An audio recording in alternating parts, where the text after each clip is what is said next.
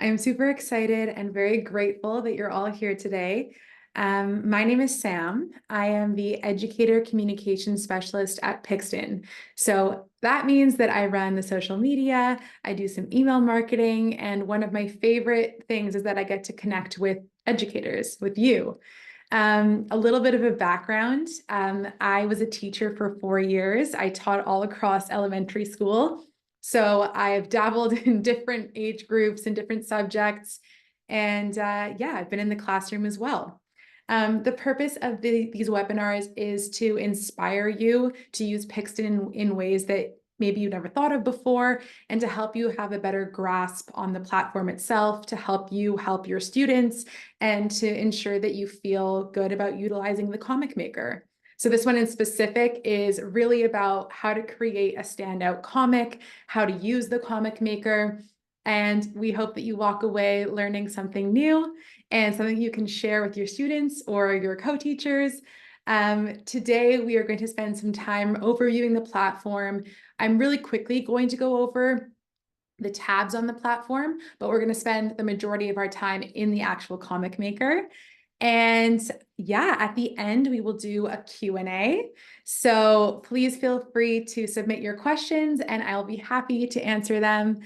I'm really excited. So let's get started. I'm going to share my screen and we're going to jump into the Pixton app here. So let's do that.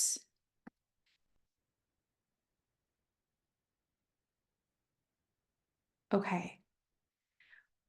My hope is that you can see my screen. Thank you. Awesome. All right. So let's talk about the Pixton homepage and how to navigate it. So this is right after you log into your account. You will see that we have a bunch of tabs at the top. We have the Create tab, which houses the Comic Maker, Avatar Maker, Classrooms, Staff Photos, and Content Packs, which we will dive into at a later point.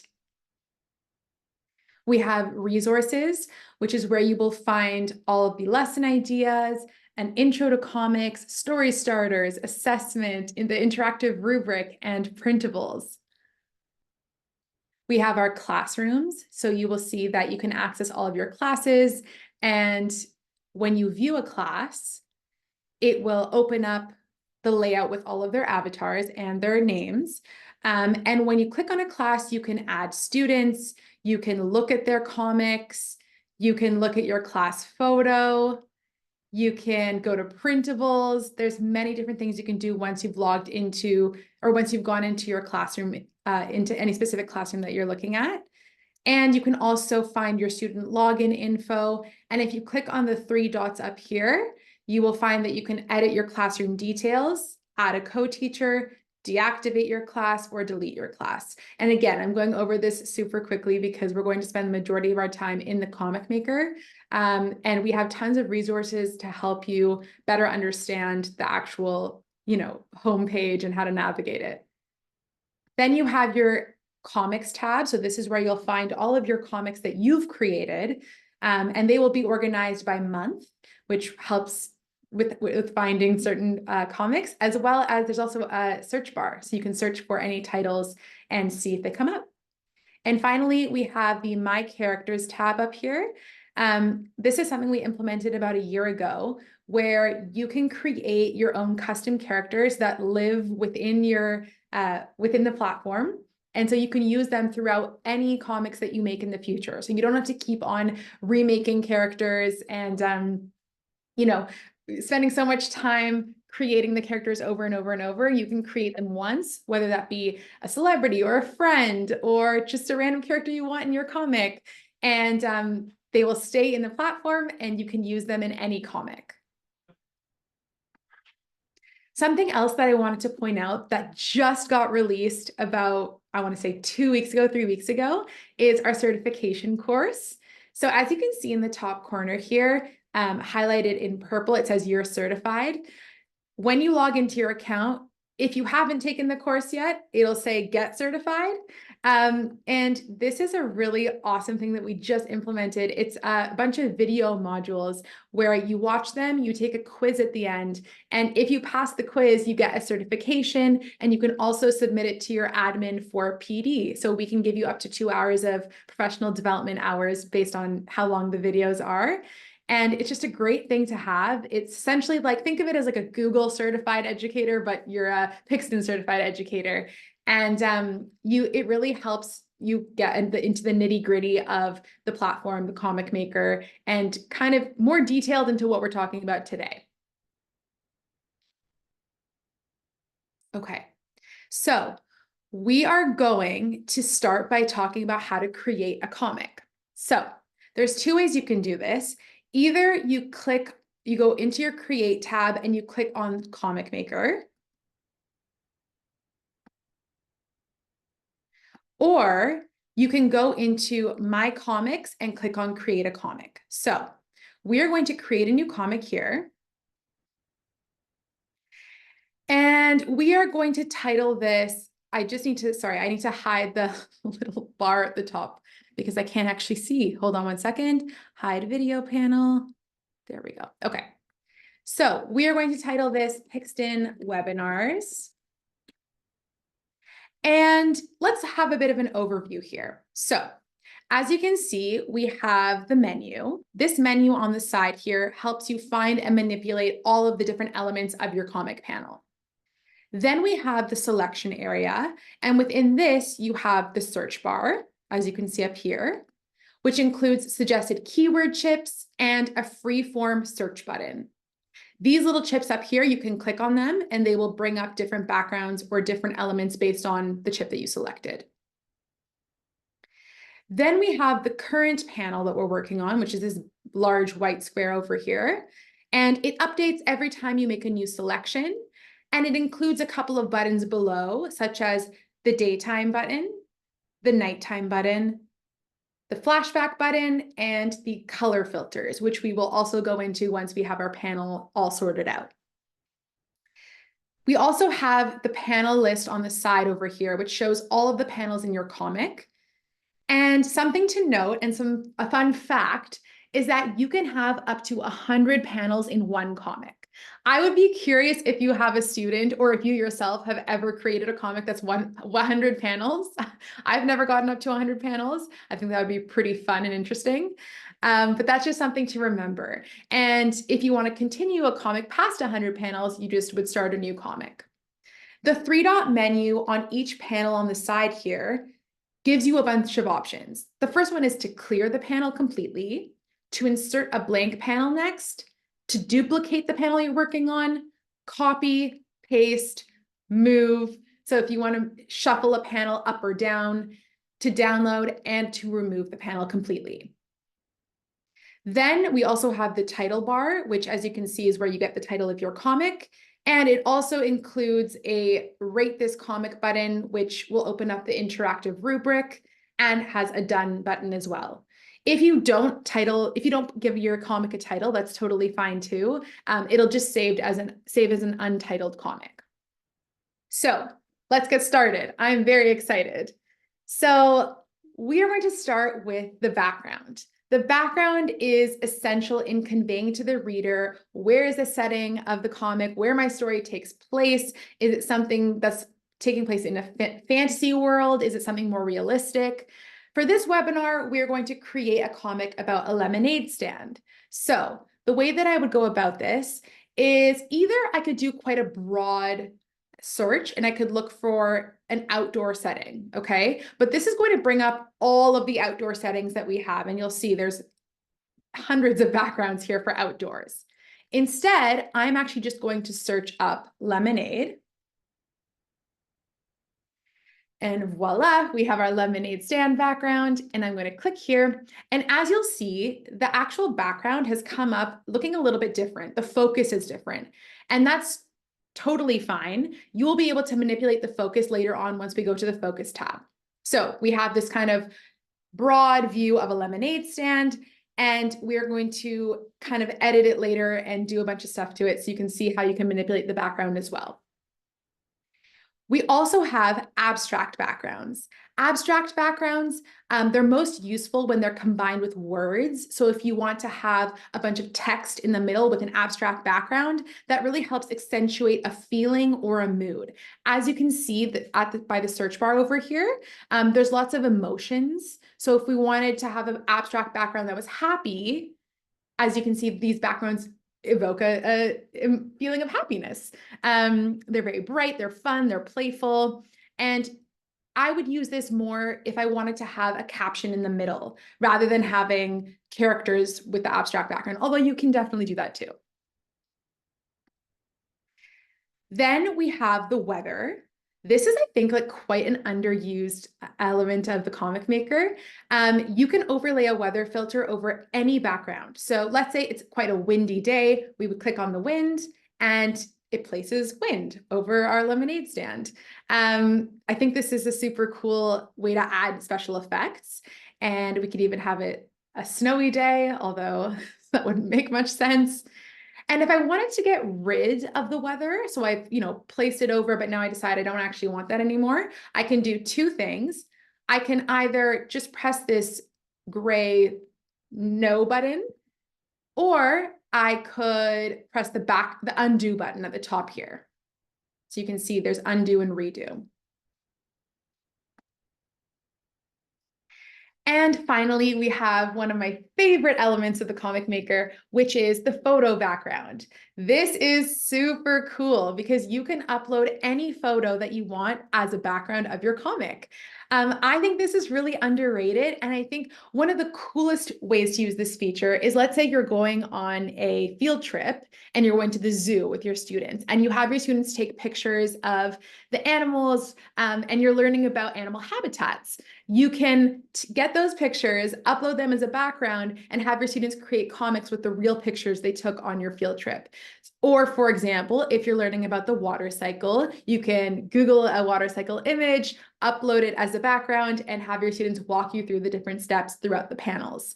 I also uploaded one here of a basketball swishing into the net. You can have your student's avatar flying and dunking the basketball.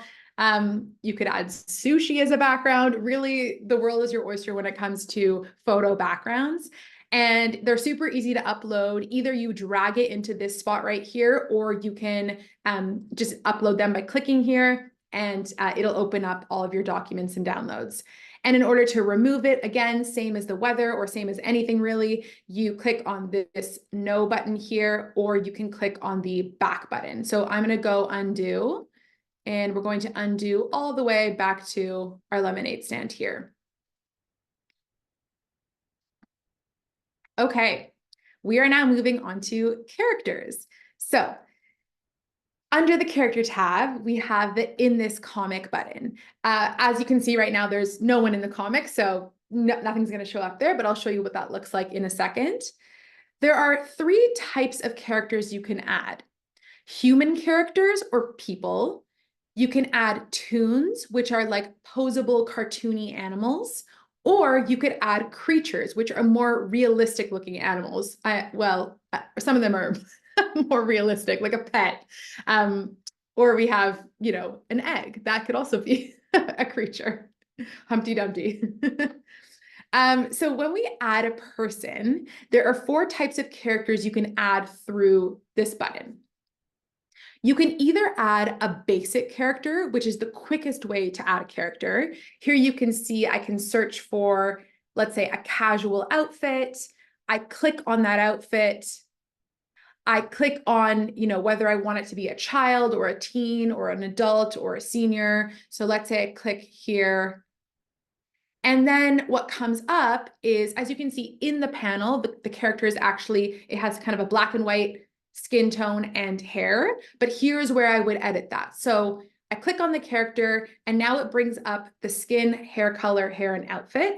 So I will click on skin. I'll click on hair and choose whichever color I like, and go through the hair style options that we have. And I think for this one, I'm going to click here, this one. And the outfit, you can always edit. You can always come back. The great thing about a basic character is that you can edit them whenever you want. So nothing is set in stone. The second way to create a character that is a person is to add a real character. These are celebrities or politicians or scientists that we've already created that are already in the platform themselves. So you wouldn't have to go back and do that. So for example, if I wanted to add, I mean, I can just scroll through here. If I clicked on artist and I wanted to add Beyonce, let's say, to the lemonade stand, I could do so that way. So we've already created a bunch of real life characters, and those are available under the Real tab. Now I'm going to get Beyonce out of our panel, so I can either click on the undo button, or you can see that she's highlighted in a yellow. And because she's highlighted, that means that this is the element of the panel that I'm working with. And I can just go down here to the red trash button and delete her from the panel. The third type of person you can add is a literary person. So that means this is someone that's a character from a book or any other literary work. So for example, Pippi Longstocking, we could even look up books that might be in our platform here. So for example, I could search up The Hatchet because I know that we have a content pack for The Hatchet, and I can add a character from the book. This is especially useful if your students are creating comics about a specific novel or about a specific literary piece of work, because then they can easily find the characters for that novel. And the fourth way to put in a character is to use the custom button. The custom button is where you will find the most flexibility in designing a character. So if you want to have a ton of control over what the character looks like, you would do a custom character. As you can see, these are all the custom characters that I've created, and they stay in this bank forever. So if I want to use this particular character every single time I make a comic, let's say, or multiple times, it'll be saved in my custom character bank. But again, we're going to delete this character here and just keep our main character so far. Let me just check the time, see how we're doing. Okay, we're doing very well. Now what we're going to do is we're going to add a toon. So, oh, and I must not forget to tell you this. You can have up to six people person characters in one panel at one time, but you can have an unlimited amount in your actual comic itself. So only 6 per panel. Okay. Now I'm going to show you what it looks like to add a toon, which is like a posable cartoony character. So let's say I wanted to add a lion. I can click there and I will put the lion in this outfit, change the colors. Actually, let's do the more orangey kind. The age essentially just changes the height of the toon. So let's say I want it to be a bit taller. And I can also change the eyes here as well. And I also want you to notice something when I click on this character. Oops, it's going ahead, but that's okay. When I click on this character and it's highlighted in yellow, there's a couple of things I can do underneath. I can actually scale the character. So if I want to make it a lot smaller or way bigger, then I can do that as well. It's kind of funky. Okay, let's make it a bit more normal. And if I want to flip the character to face the other way, I can easily do that by clicking on this little flip button over here. Boom. Okay, now it's facing the way that I want it to. So that is how you add a toon. You go to add toon and then you click on which one you want to add and it will take you through as well. And also, by the way, we have custom toon characters as well, which is the same as your custom person characters. Then if I want to add a creature, I can go to our creature tab. I can search for a creature. So let's say I want to add a dog. All of our dogs will come up. and I can click on the one that I want. So let's say this one. And you can add up to 4 creatures in every panel. So that's something to note as well. If I want to flip it the other way, I just click on this little toggle over here that'll flip to the other side. I can also make it bigger or smaller. I can place it wherever I want on the panel. So let's say it's up in the tree over here. And if I actually want to change the action of the dog, so I want the dog to lie down or I want the dog to be digging in a hole, it's important to note that you can find that under the Actions tab. So the dog is highlighted. I clicked on Actions. I'm going to click on Body Poses, and you will find all of the body poses that the dog can have. So let's say we want it up on its legs, and that's how you change the body pose. Let's go back to our characters. So as you can see, I clicked on in this comic under characters, and it'll show every character that's in the comic. You can also move them, like have one in front of the other by clicking on these 6 little dots over here and moving it like that. And that'll switch their positioning. But I actually want to go back because I like the way it was before. But that's something to note that people might not know about. And I'm actually going to get rid of the dog, unfortunately, just to keep it as simple as possible. Okay. So we have added a person, we've added a toon. I've shown you that there's multiple ways to do that. Now let's go into objects. So with our objects, you can choose between handheld props, or graphics. So let's say I want the toon to be holding an object. What I will do is I will click on that character, and I decide that I want it to hold the object in its left hand. I have now changed it to its left hand. I can search for an object or a prop. I can click on one of these little keywords at the top, or I can just scroll through and find one. Something that's really important to note is that in the corner of some of these objects, you'll see a little gun symbol. And this symbol is essentially showing that it is a sensitive object. You have the chance to remove those objects from the comic maker in your classroom. So that's something you can do when you actually create a classroom or you go in to edit your classroom. You can make sure that those potentially sensitive objects or potentially sensitive backgrounds are unavailable for that classroom in particular. So let's say you're dealing with students who are younger and you don't want them to have access to those things, you can remove those. Not permanently, you can always put them back, but you can remove those if need be. So I'm going to choose this flower bouquet, and you can see that it's kind of facing downwards. So if I want it to face back up, I can just click this button over here, which will toggle it up. Well, of course, it didn't do exactly what I wanted it to do, but that's because the action of the toon isn't properly done yet. So you'll see in a second. But this will kind of flip the prop back and forth, okay? So you'll also notice that some of the objects have this little purple star. What that means is that I've favorited those objects.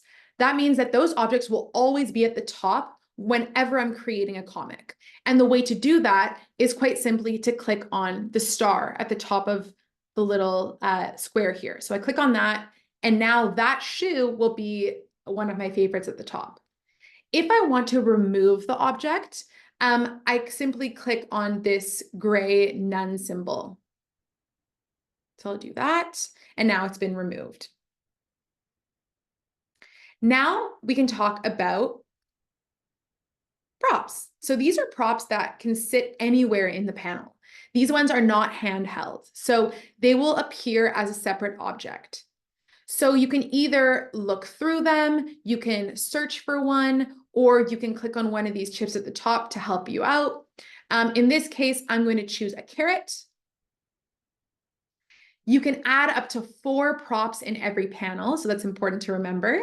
And the cool thing, I love this, and this scale feature is just the best thing ever. I'm so excited about it, is that you can also scale the props. So if I wanted to have the carrot really big or really small to the point where I can't even see it, I don't know about you, you can do that by clicking on the prop and using this little sliding scale at the bottom to resize it.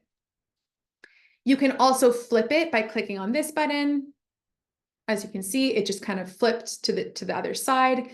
And you can delete it here by clicking on the remove button from this panel. There we go.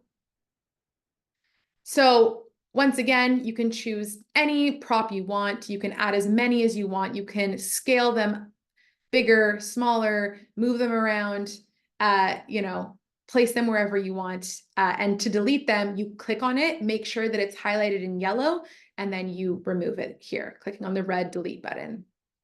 I hope everyone's doing okay so far. It's always kind of funny running a webinar, and it feels like I'm talking to myself, but I know there's a bunch of you behind the screen, so I just wanted to say thank you for being here, and I hope this is helpful. Okay, then we're moving on to graphics.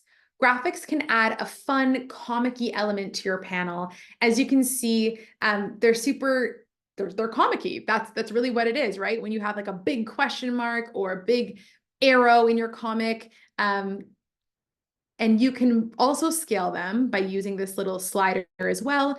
And you can remove them by clicking the gray none symbol or clicking the little garbage can here. You can search for them, but there's only about 15 of them. So you can really just see them all right here as well. And something else to remember is that you can only use one graphic for every panel. So I can't have a bunch of arrows, or I can't have a bunch of question marks, just one. Now let's move on to focus.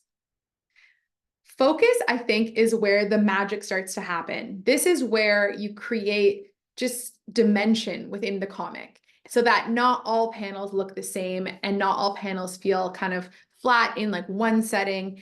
So there are dozens of different focus options under the regular focus tab that typically there's more in different backgrounds. So this one has these 9, and sometimes there's more. So let's see, for example, if we click on number 7 here, so you can see what happens. Our panel becomes an up close focus, and you can really see the details of the characters. I think it's super fun.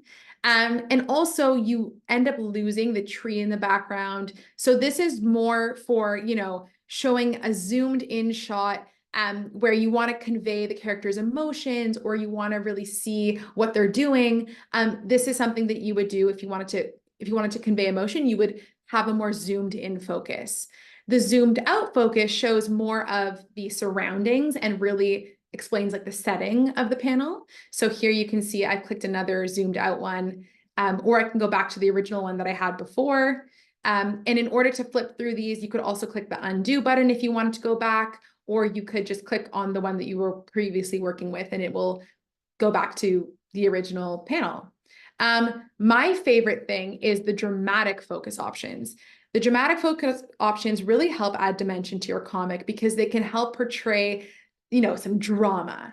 So for example, I could use this one over here, which shows a silhouette of the lion's mane and then the other character in the background. I think that's super fun. You could also do something like this. You could also have your character super up close.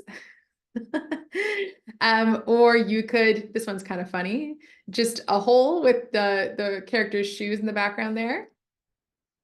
You could have your characters facing each other like this.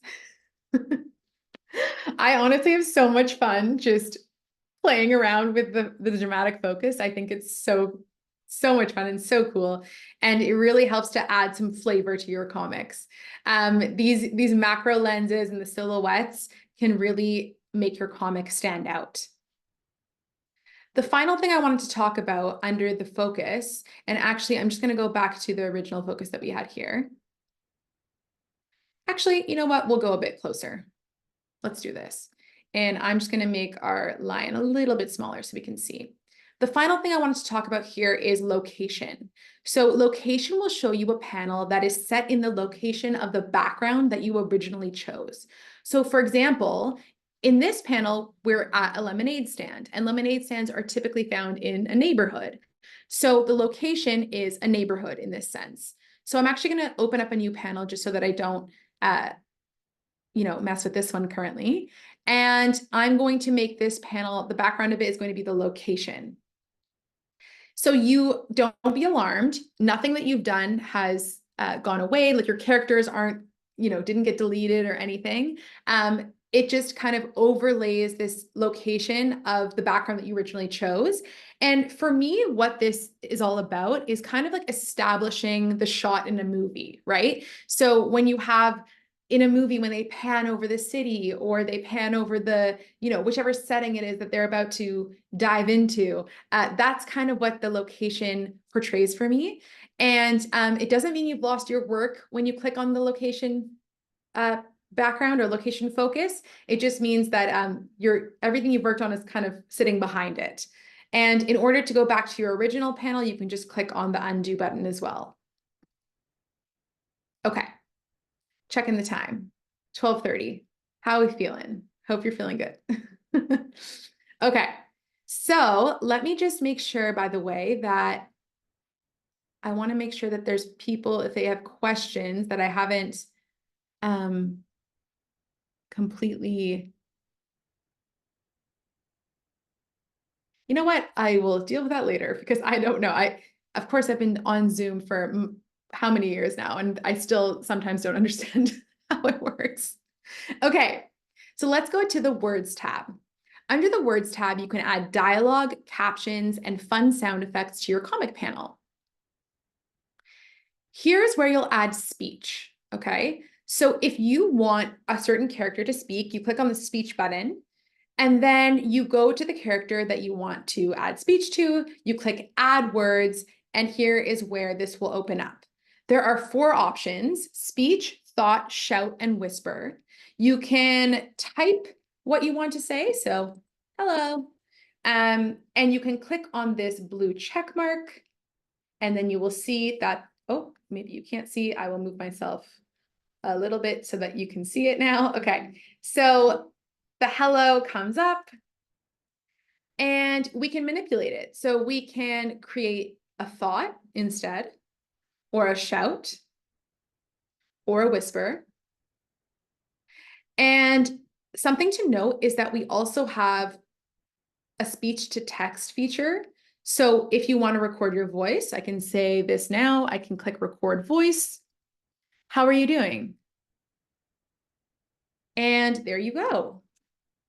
It might not be exactly correct, like how we want it, but we can always go back and edit it. And this is extremely amazing for students who might need a little bit of support when it comes to typing. So they can speak to they can speak and their text will come up. And also we have a voiceover option that reads the text back to you. So let's listen.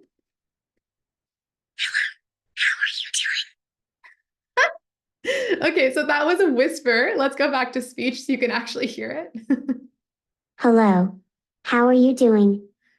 That's really funny. I love that. Okay, so we have the speech to text, we have voiceover, and it's important to remember that the voiceover option has to be turned on in your classroom in order for your students to use the feature. So that's something that you need to go into your classroom that you've created and edit the classroom details in order to turn it on.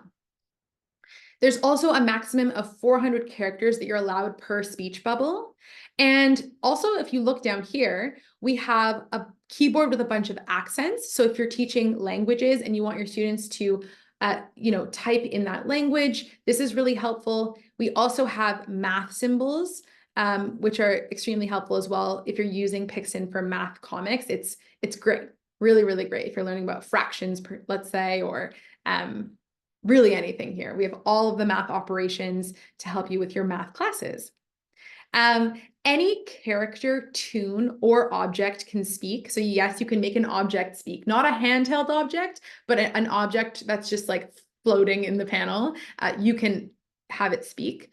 And to delete the speech bubble, as you can see, we've kind of highlighted it here. We clicked on it. Ooh, stay here. It's highlighted in yellow. We can click on this red X button and it'll take away that speech bubble. Now I want to move on to the caption. There's 3 types of captions: top, middle, and a caption at the bottom. The middle option is especially useful when you want to include a lot of text in a caption, or when you want to punctuate your story with focusing on a particular written message. So remember I was talking about abstract backgrounds in the beginning? So let's say I wanted to create, let's go here actually, so that I don't kind of play with the first panel. Let's say I wanted to do a middle caption. So I would click on the middle over here and I would type, hello, happy Thursday, and click on the check mark. And as you can see, it's actually changed it to an abstract background. That's totally fine. You can change the background by clicking here and finding one that you like.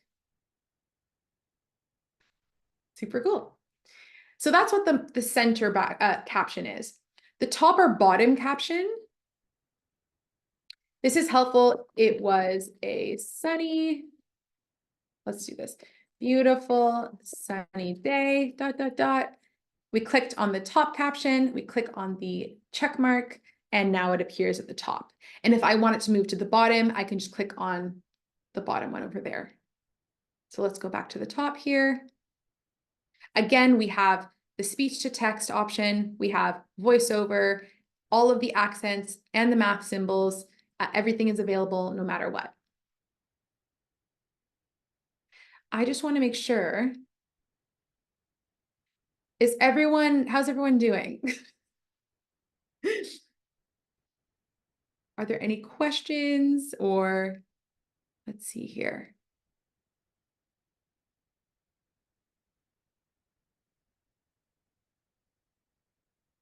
No, it looks like we're doing well. Okay, let's go back. So we have our captions that I just showed you. And what I'm going to click on here are the sounds. The sounds, I love the sounds, okay? I don't know what it is, but maybe it's the fact that it gives this like punchy, comic-y element to the panel. And we have so many cool ones, a lot of them that were recently added in the last few months. So it really can take your comic to the next level. So I can either search or just click on a sound that I want to use. The best part about it is you can also scale them. Woo, make them really big, make them really small, whatever it is that you desire, and you can move them around to anywhere in the panel. You can remove it by clicking on the gray none symbol or by clicking on the red remove button down here as well. So you can have one of these sounds in each panel. So just that's something to remember. And again, as you can see, I've favorited my favorite ones for future comics by clicking on the star in the corner. That will favorite it and you can use it in the future. So let's remove it again. Now we're going to move on to faces. So this is where we can add expression and really bring life into our characters. Click on expression, click on change face, and oh my goodness, do we have a massive amount of expressions. It is the best thing ever. You can really show what your character is thinking. So you can either search for a feeling or an emotion. You can look up here and click on one of these chips. That's what I'm going to do today. And I'm just going to choose this one over here, a big smile. Something else to note is that you can actually change the eye direction. I don't know if you noticed this, but every time you move a character, before you've changed its eye direction, it'll actually look at the other character. So I'll show you what that looks like in a second here. So let's say I move this character up. Do you see that the eyes moved? I think that's really cool. So I'm going to move it back down and they look at each other again. But I can actually change the eye direction too. So if I wanted the character to look more to the front, I can do that here under faces and under eye direction. So we have this character now that has its expression, but what about this character? Well, since I'm in the expression tab, all I have to do is click on the other character. And now I'm working on the tune. So all I did was I just clicked on the other character and it moved it to the other character and moved the expression to the other character. So now let's go through here and find one for this character. Let's see, how about a surprised look? And then I'm going to change its eye direction.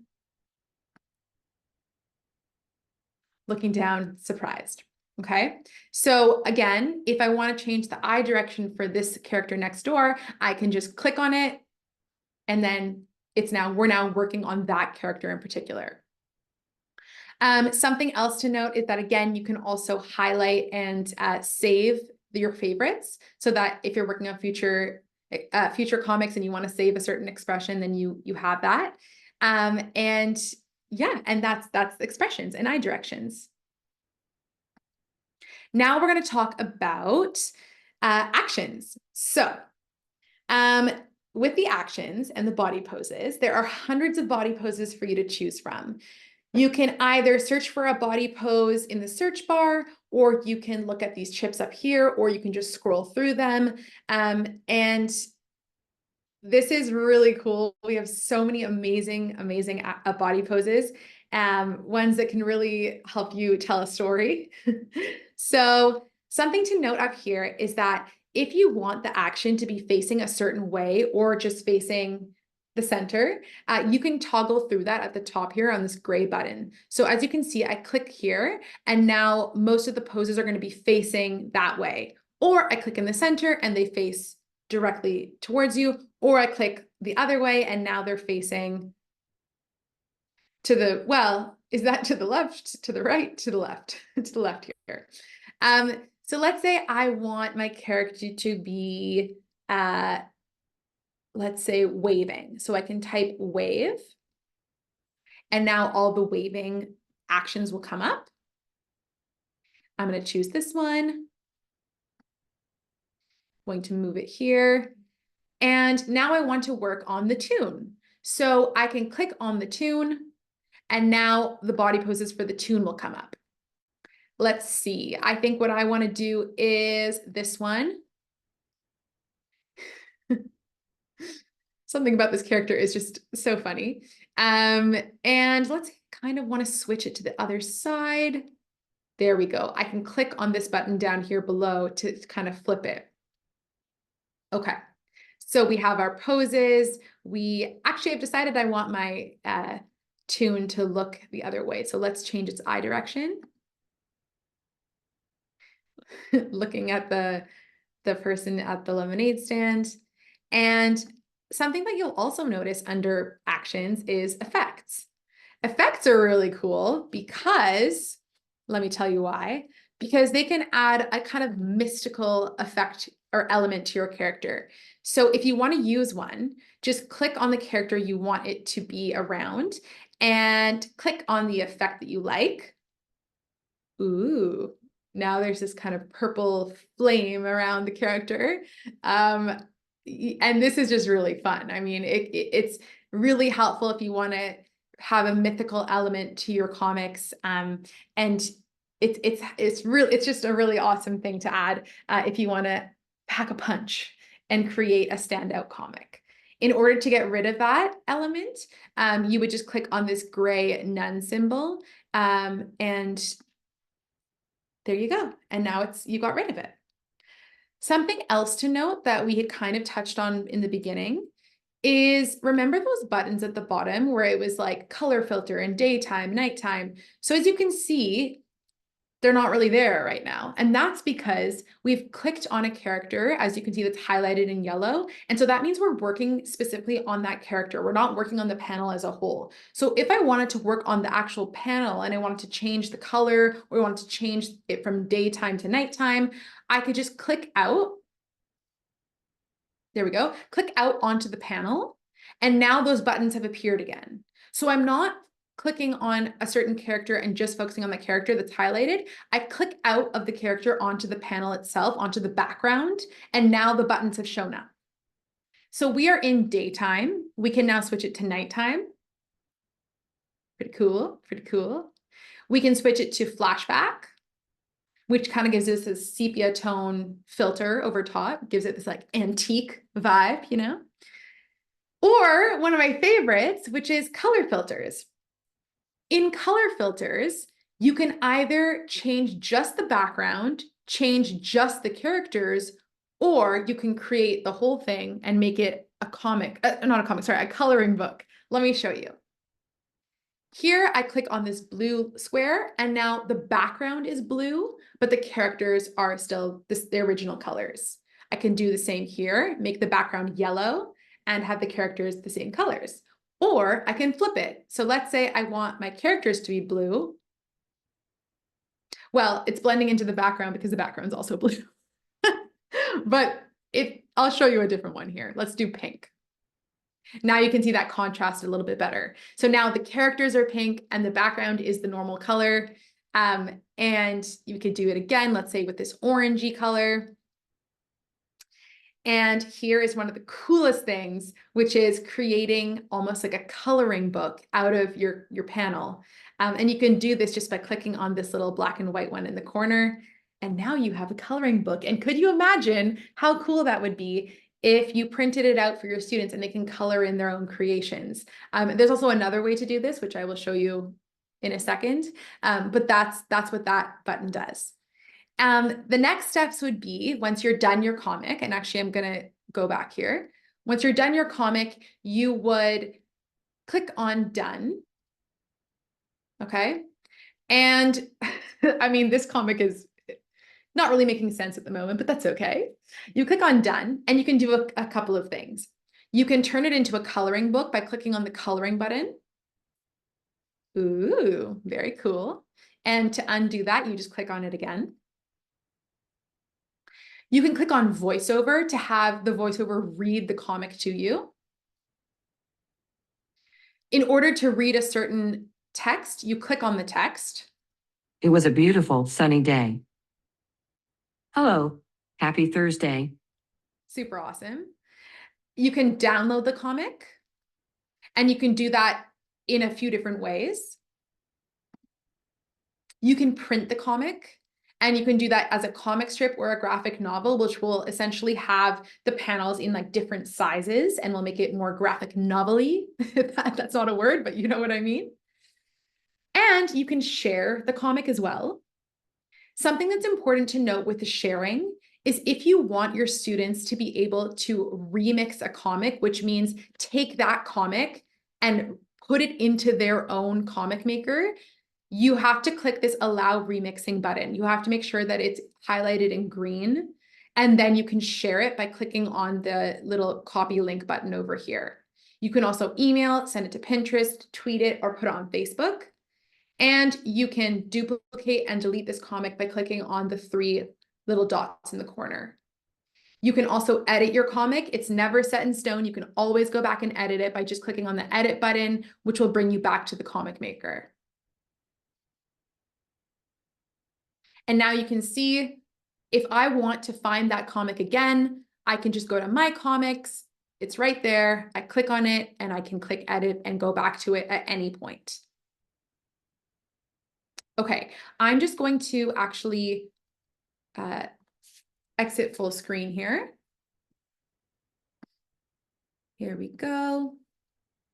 And I also wanted to show you 2 very important resources that can be very, very helpful, because I realized that I went through this very fast. So especially if this is something that is new for you and you are, just starting out and you want all the resources you can get, make sure that you go to our help center, which is help.pixton.com. Here you can type in questions about really anything, and you will find tons of results with answers. And you can also go to Comic School. Comic School is at learn.pixton.com, and here are lesson modules to teach your students about the basics of comics. So if you want them to have a better understanding of the elements, the tools of storytelling, characters, all of that, you can click here and you can find an entire lesson with a Google Slides and the inquiry, the activity. Everything is there for you, including success criteria. It's really awesome, and I think an underused element of resources that we have. So that's our Help Center and our Intro to Comics Center. I will send this to you in an email so that you'll have links to all of these resources, including the recording tomorrow. So keep an eye out for that. And looking at the time, I realized that we have about 10 minutes left. So I wanted to make sure that I had enough time to answer any questions you might have. So I am going to start by doing that. Okay, this is a great answer, a great question. Can the character have more than one speech bubble in a panel? And the answer is no, not at the moment. That's a great question though. Each character can have only one speech bubble. Great question. Do we have any other questions? I'm also happy to go over another element of the Comic Maker if you felt like you didn't quite understand something or you want me to go over something again. Please feel free to ask. I will also be providing you with my email. And as I said, I will email you a ton of resources to help out. And yeah, and I will make sure that you look in your inbox for a follow-up. Here's another question, which is, can a group of people share a speech bubble? The answer is unfortunately not no. Sorry, I don't know what I was trying to say there. A group of people can't share the same speech bubble. So each character has its own speech bubble. Good question though. I like that. Someone asked, does it save automatically or do you have to save it frequently? It saves automatically. So yeah, no worries about trying to save it. Just click the done button but yeah, it saves automatically. Can we make our characters sit in front or behind something? You can when it comes to, okay, sorry, let me actually, you know what? I'm going to show this in the Comic Maker because it might actually be easier for me to do it that way. So when it comes to sitting in front or behind something, what's important to note is that if the element is in the background, so as you can see here, like this lemonade stand is in the background, you can put it in front, but you can't actually put it behind because the lemonade stand is embedded into the background. The only way that you can put the person behind is if you change the focus. So in this focus, the person is in front, but in this focus, the person is behind. So you kind of have to play around with the focus. And something else to note is that, oh, never mind. Apparently it changed. It changed for me. But something else to note, sorry, that I actually really wanted to talk about was objects. When you add a prop, for example, and you add a chair, you can play around with the placement of the chair and you can, let's see here. Let's see if I can do this here, if it's going to work out for me. Okay, it's not doing what I wanted to do in the second, but you can play around with the elements and see if you can place it on. For whatever reason, this one's not coming in front, and I am so sorry. I don't know why that's happening. But certain times you can make characters sit in front and behind, and sometimes it doesn't entirely work out. So you kind of just have to play around with the focus and see what happens. But also, I know that's not the most amazing answer. So I can definitely give you a more full-fledged answer in an email. So just email me if you want a bit more help with that. Has anyone had issues printing comics? If you have any issues printing comics, please feel free to reach out to our support team at support@pixton.com, and we'll be happy to help you.